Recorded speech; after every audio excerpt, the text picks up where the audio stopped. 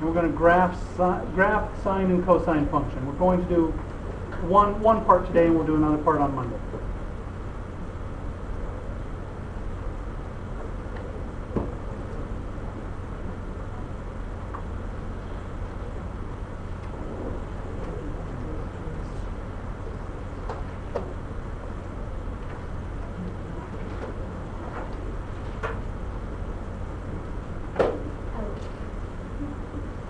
So the other day when we looked at the unit circle, and we talked about how, talked about the idea of wrapping a number line around the unit circle. We can take the sine and cosine of any real number, just figuring out where it ended up on the unit circle.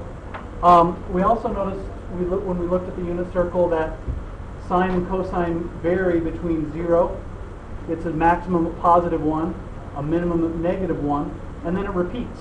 And as we go around the circle, our values for the sine and the cosine just end up repeating over and over and over between +1 and -1. So if we were to graph that out, what we'd be looking at is this graph that's on, this should be your first sheet. Should be at the top, you should have sine of x. So let me just grab this.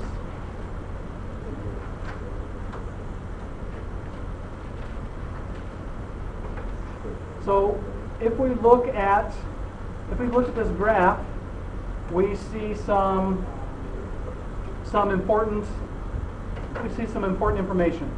One, just like we talked about, it varies between +1 and -1. As we go along, it just keeps going between +1 and -1. And if we start here at 0, it goes up, goes down here, and then here at 2 pi, it repeats again. And we talked about sine function and cosine function being periodic.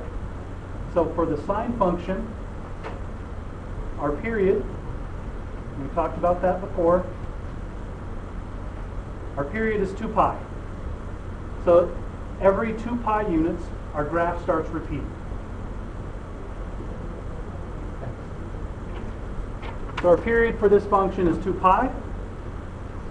Our range, the y values, go between +1 at the most and -1 at the least.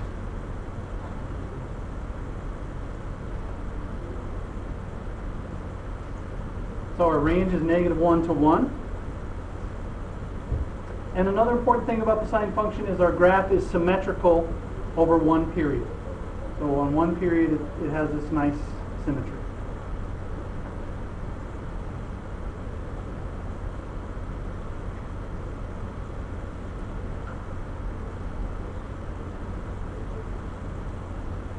And we also see that here at the origin, on the positive side, it goes up to +1. On the negative side, it goes down to -1. This is how we tell that our function is odd. So the sine function is an odd function. And odd function also tells us that it's symmetric about the origin, symmetric about 0, 0.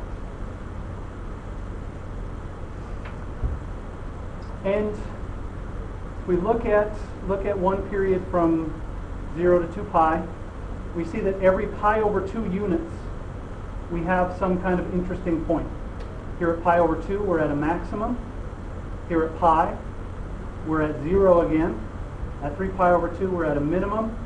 And at 2 pi, we're at 0 again. So when we're looking at these functions, if we divide the period into 4 equal pieces, we can find our interesting points, our key points. So we have a key point.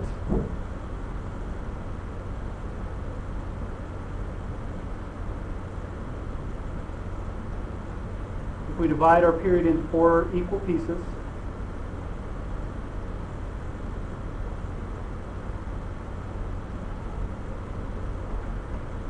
and we find our key points.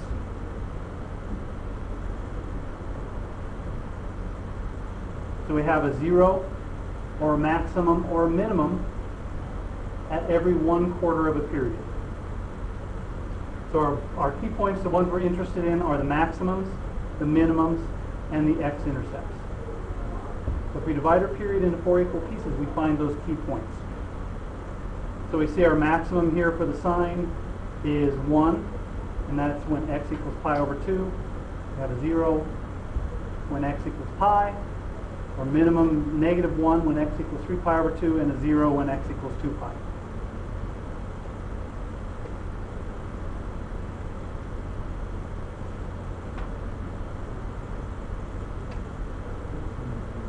Any questions on the sine function and how it works and our symmetry and that kind of thing? All right, so let's look at the cosine function. The cosine function is almost exactly the same, except for a couple of key points. So we grab a cosine function.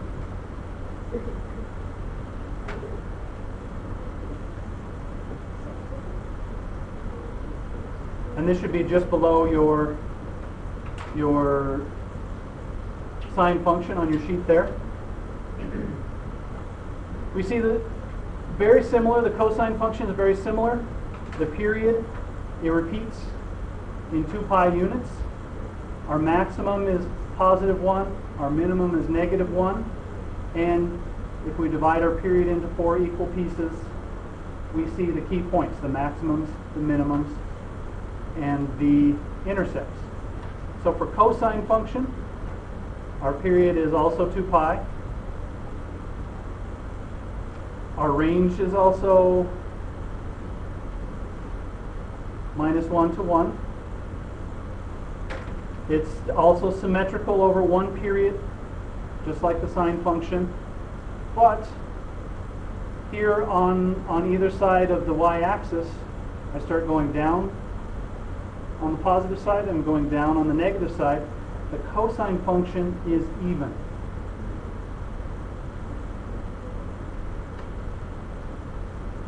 The cosine function is an even function. It's symmetrical with respect to the y-axis.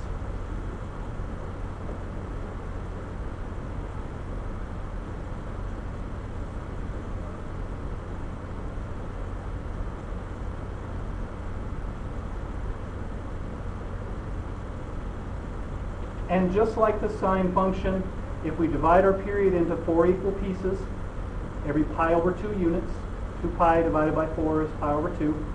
Every pi over 2 units, we see a key point, a maximum, an intercept, or a minimum. So we can divide our period into 4 equal pieces to find our key points.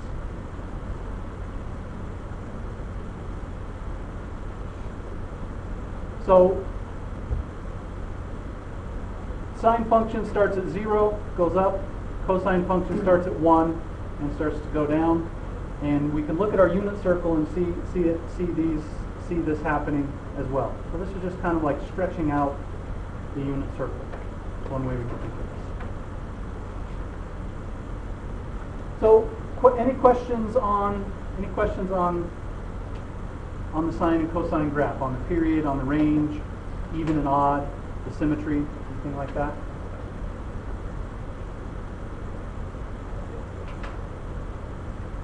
All right. So if we have some kind of shift, some kind of transformation to these functions, what we're going to be doing pretty much for the rest of this chapter is looking at what happens when we transform these functions. What happens when we shift them left and right? What happens if we shift them left and down? I'm sorry, up and down, left and down, up and down. What happens if what do we do to change the period of the function? How do we get a sine or cosine function with a different period than 2 pi? And if that happens, how do we tell that that's happened? And how do we graph those functions with those changes? So we're going to apply what we know about transformations of functions, shifting left and right, up and down, stretching, compressing, and we're going to apply them to the trig functions. So the first thing that we're going to do is look at a change in the amplitude. So we're going to change the amplitude.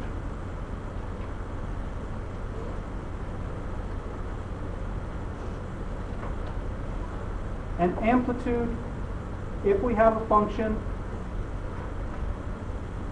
this applies to a function that has the form y equals a sine x or y equals a cosine x. So if we're multiplying by a number out here in front of the function, we call A is the amplitude. We'll call it the absolute value of A, is the amplitude.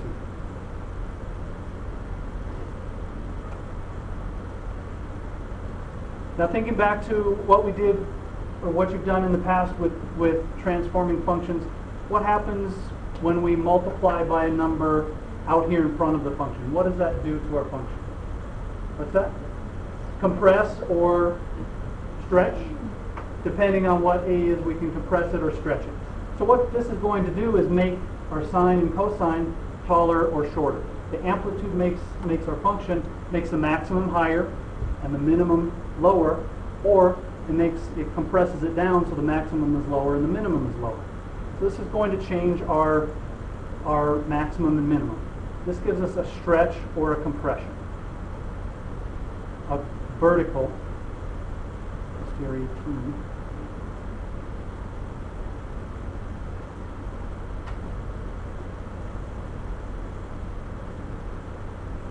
and this is a vertical stretch or compression by changing the amplitude. So if we want to look at y equals 2 sine x, and you have a graph there. If we were trying to graph this by hand, if we're looking at the graph, what I would do is we can find our key points by dividing our period into 4 equal pieces. So if I divide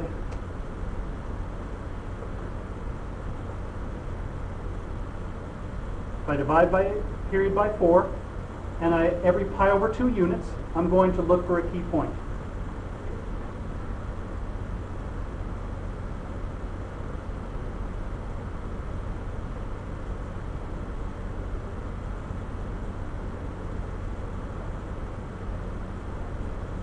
So I know my period here is 2 pi, so I divide that by 4. 2 pi divided by 4 is pi over 2. Every pi over 2 units, I look for a key point. So if I go to let me grab my graph here, and we can look at what we did.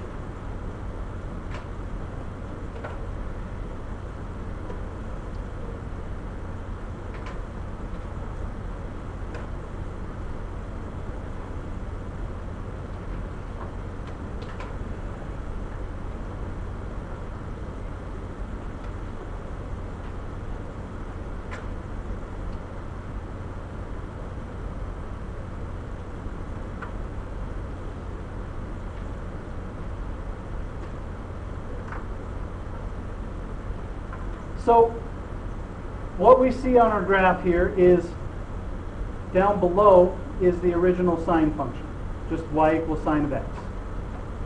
If I look every pi over 2 units, I start at 0 and I plug 0 in here. The sine of 0 is 0, so I just start here at 0. The next pi over 2 units, I'm looking at x equals pi over 2. I plug pi over 2 in here. Sine of pi over 2 is 1 from our unit circle, and I'm multiplying by 2. So now I go all the way up here to 2. The next pi over 2 units, I'm moving up, increasing every pi over 2. So pi over 2 plus pi over 2 is pi. Plug in pi here.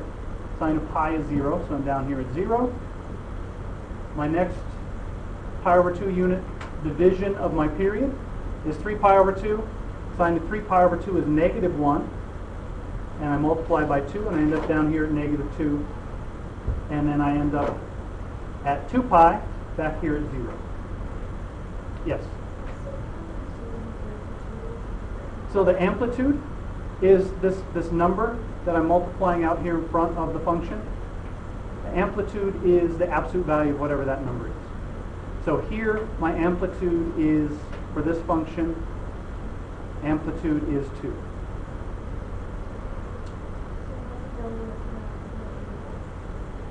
A is whatever this number here that's in front of my function.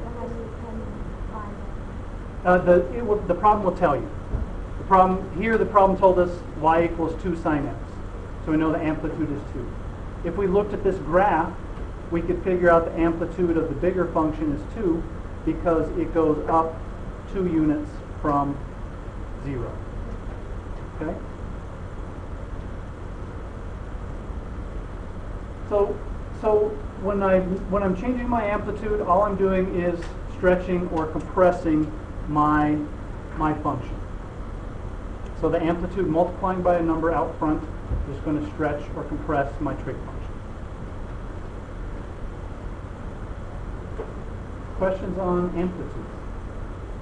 We'll look at one where we compress here in just a second. So y equals 2 sine x is the bigger function, and on your graph, this is our original function. So we're just comparing, on your graph, it just compares the two functions. The only difference is y equals 2 sine x is taller. So let's look at y equals 0.4 cosine x.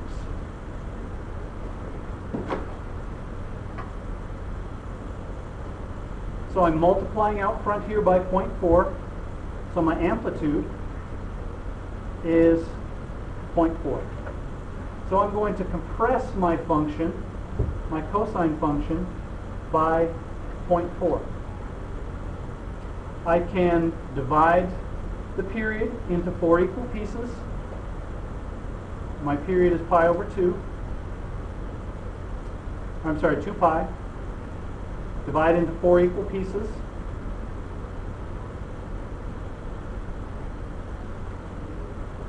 Two pi divided by 4, I end up with pi over 2. So I'm going to start at 0 and look every pi over 2 units for a key point. And when I graph those points, I grab my cosine function.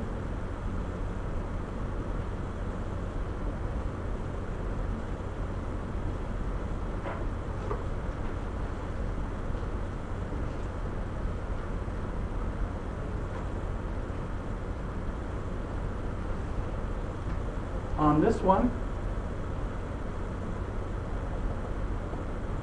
I've shrunk down my cosine function. The blue one, the taller one, is y equals cosine x. So if I look at every pi over 2 units, if I start at x equals 0, and I plug in 0, cosine of 0 is 1. 1 times 0.4 is 0.4. I end up here at 0.4. Move over by pi over 2 units. Plug in pi over 2. Cosine of pi over 2 is 0. So I end up here at 0. Go another pi over 2 units to pi. Cosine of pi is negative 1 times 0.4. I'm down here at negative 0.4. So multiplying by 0.4 out here has compressed my cosine function down by 0.4 units. Yes? No, that's just an example. I could compress sine by 0.4. I can compress either one. This one is a compression because I have a decimal. So that makes it smaller. When I multiply, sine and cosine are always between 0 and 1. So if I multiply by something, by a decimal, I end up with something that's smaller than 1. And that's why we end up with a compression. So multiplying by a number out front here is going to stretch or compress vertically my sine or cosine function. If our number, absolute value of the number is bigger than 1, it's a stretch. The absolute value is smaller than 1, it's a compression. And this idea of dividing the period by 4 and looking every quarter period to find our key points, that's going to be very important as we start shifting the functions around. So questions on amplitude, questions on how the amplitude changes sine and cosine functions. All right, let's look at changing the period. This is when things start getting really interesting.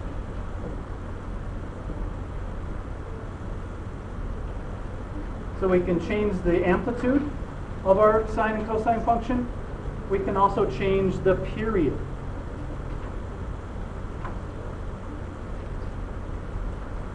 So we know that if we have y equals a sine x or y equals a cosine x. This a doesn't change the period, it just changes the amplitude, it changes how far up or down I go, but it doesn't change when the function repeats. These complete a period every 2 pi units. So what we're going to look at is if we have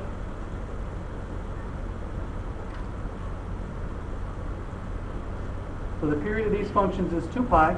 If we have a function that looks like y equals a sine bx, so we have some number here that we're multiplying in front of x.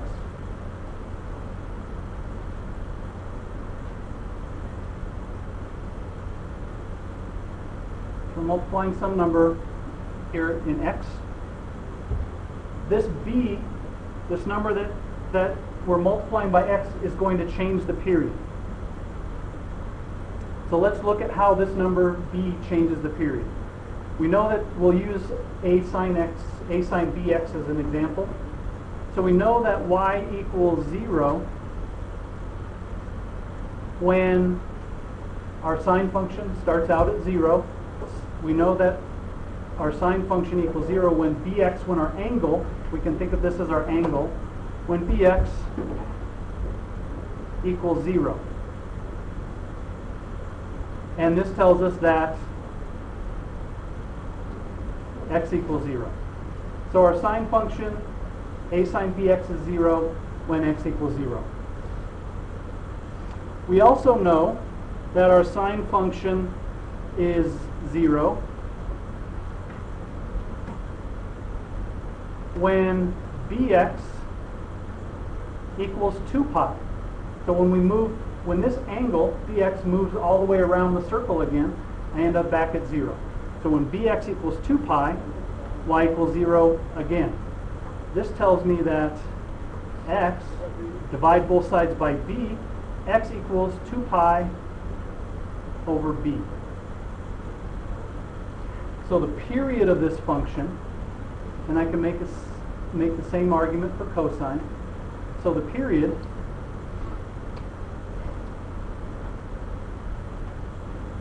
is 2 pi over b.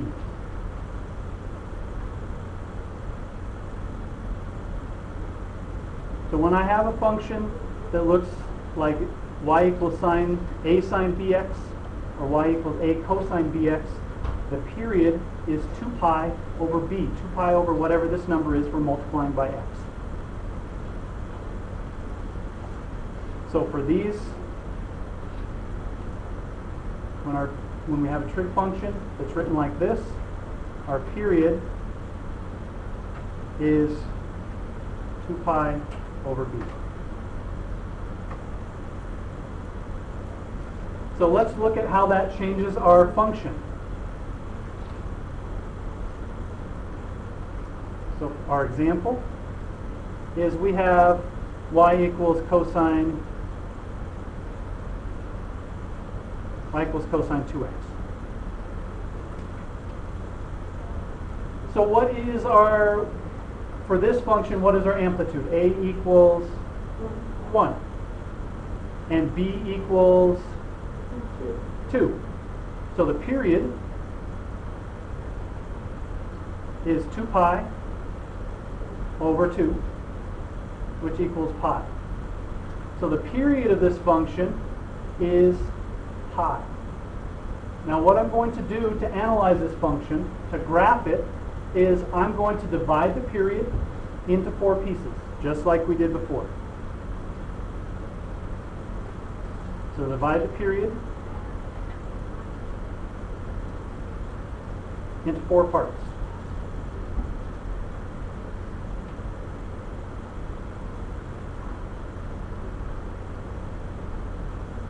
So I divide the pi over 4 is a quarter of my period. So I'm going to look every pi over 4 units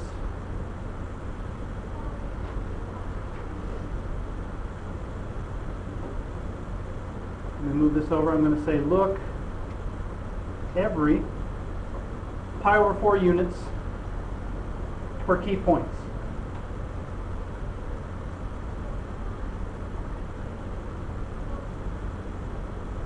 So I'm going to start at x equals 0 and move by pi over 4 units and come up with my key points.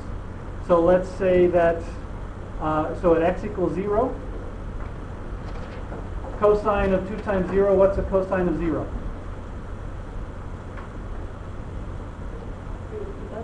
What's a cosine of 0 on our unit circle? 1. So at x equals 0, y equals 1. Now I'm going to look at x equals, I'm going to move over by pi over 4, x equals pi over 4. And I'm going to plug x equals pi over 4 into my function. So when x equals pi over 4, 2 pi over 4 is, 2 times pi over 4 is what? Pi over 2. Cosine of pi over 2 is 0. I move over another pi over 4 units. Pi over 4 plus pi over 4 is pi over 2. 1/4 plus 1/4 is 1/2. And I'm going to plug pi over 2 in here. X equals pi over 2. 2 times pi over 2 is pi. Cosine of pi is -1. -1. That should be y. Y equals -1.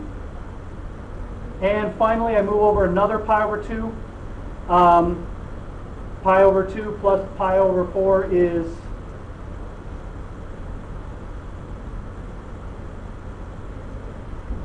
3 pi over 4. I'm going to plug this into my function. X equals 3 pi over 4. 2 times 3 pi over 4 is... did I miss my point here? Pi over 2 plus pi over 4. Pi over 2 plus pi over 4. Pi over 2 plus pi over 4 is 2 pi over 4 plus pi over 4 is 3 pi over 4. So x equals 3 pi over 4. Plug in 3 pi over 4. 3 pi over 4 times 2 is 6 pi over 4, or 3 pi over 2.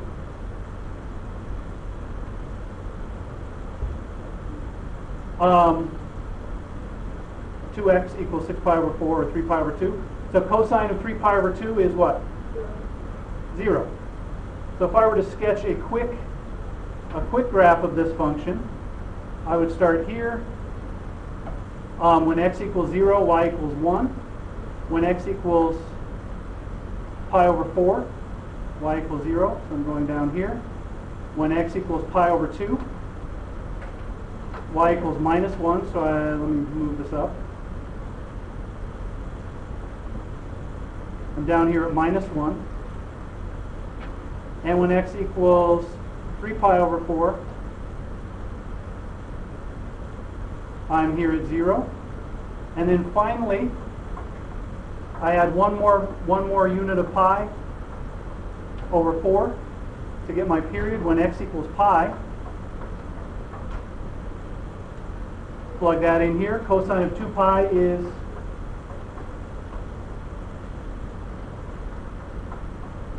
1 again. So when I'm up here at 2 pi, I'm back here at 1.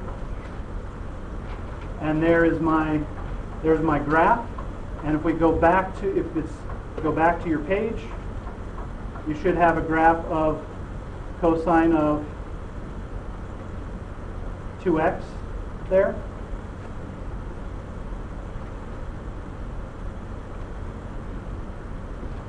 And there's the graph that we just made. We started at 0, At pi over 4, we were at 0, we were at 1. At pi over 4, we were at 0. Pi over 2, negative 1. 3 pi over 4, we're at 0. And at pi, we're at 1. So this is the graph of the sketch that we just made. So the red one is y equals cosine 2x, and the blue one is y equals cosine x. And you can see that the red function repeats in pi units rather than 2 pi units. So we change the period.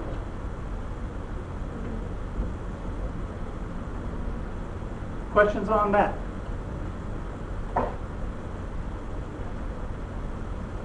So these are the only transformations we're going to look at today. The amplitude, we can change the amplitude, how far up or down your trig function goes, changing we're doing a stretch or compression. And if we have a function in the form y equals a sine bx or y equals a cosine bx, our period changes, so we're going to change our period.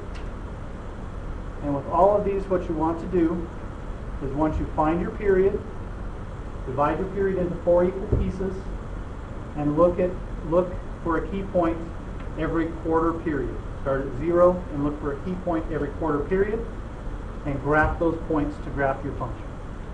And what we're going to end up being able to do by the time we do our quiz and by the time we do our test is, without a calculator, just using your unit circle, you're going to be able to look at some complicated trig function, find all of the transformations that are done to it, and be able to plot those points, graph out that function, a pretty detailed graph of that function, without using your calculator.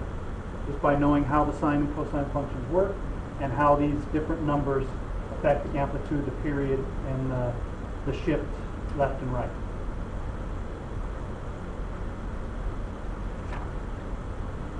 Questions? Okay. Homework.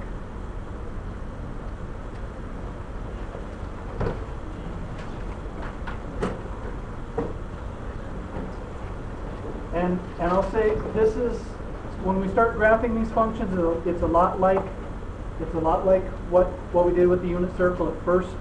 It's a lot of information. It's a lot of kind of new ways of looking at things. The more you work with it, the more it starts making sense. If it doesn't make 100% total sense now, it's okay. It's like a lot of when you study calculus, a lot of your or advanced math teachers will tell you to embrace the confusion. You might be confused for a little bit, but keep working at it and you'll get it. So we are on page 307.